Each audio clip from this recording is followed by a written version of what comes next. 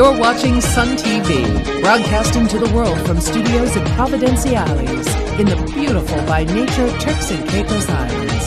Sun TV, your source for real news as it happens.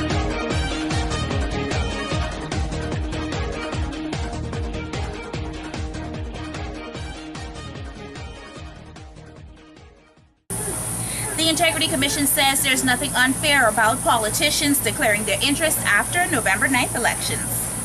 Director of the Integrity Commission Eugene Otuonye and Patrick Noonan met with political candidates from two major political parties, the Progressive National Party, the People's Democratic Movement, and the newly formed People's Progressive Party, to explain and discuss the Political Activities Ordinance, which has began operation since Monday, August 27th. The meeting, which was held at the Environmental Center in the Bight, was attended by about 30 members. Chief among the concerns of some candidates, and which is also shared by members of the general public, is whether it is fair for candidates to file in order to receive certificates of clearance from the Integrity Commission only 90 days after they have been elected or appointed. It's not unfair because the Constitution already speaks about that. That is happening after. The ordinance is what it is. We don't arrogate to ourselves powers we do not have. If you require persons to file, what you are telling them to do is very intimate financial transactions, assets, liabilities, income of themselves, of their spouse and their children, and you only assume jurisdiction over them if they are persons in public life. So as we speak, they are not persons in public life, but they will become if they are elected.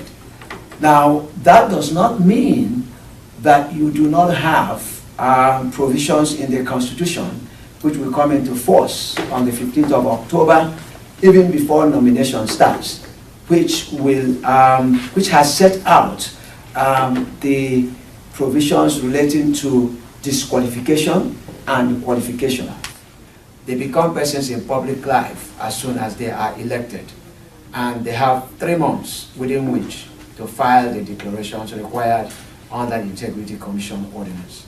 Otuonye added that they took time to explain the criteria for qualification and disqualification to candidates, and they completely understood.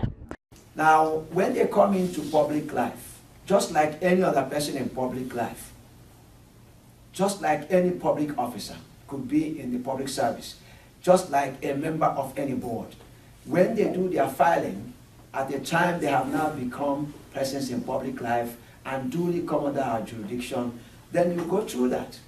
And then whatever is the result of it, then you go through the process as giving you, in accordance with the power given to you under ordinance. So there is nothing unfair about it, because the Constitution itself is so clear as to what will qualify you for election under Section 46 and what will disqualify you for election under Section 49.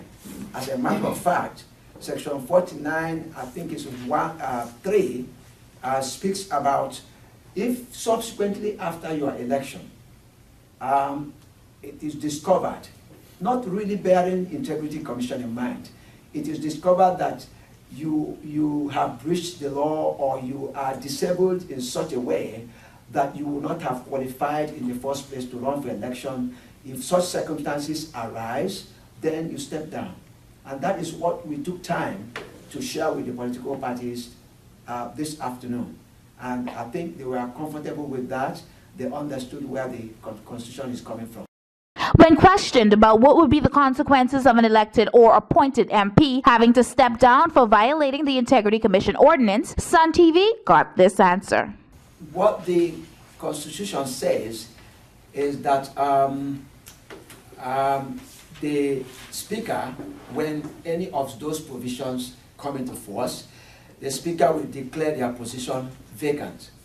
Now, if it becomes vacant, then the normal course of filling the seat will take place, either under the elections ordinance, or under any other law by which you fill the vacancy that have arisen in the House of Assembly.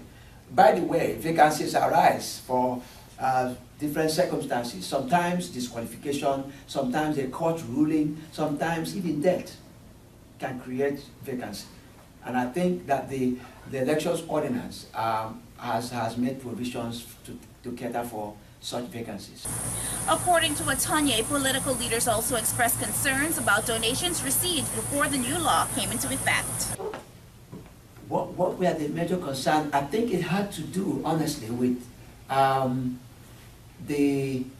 when do they start recording their donation? I think that was one of the major issues they were raising.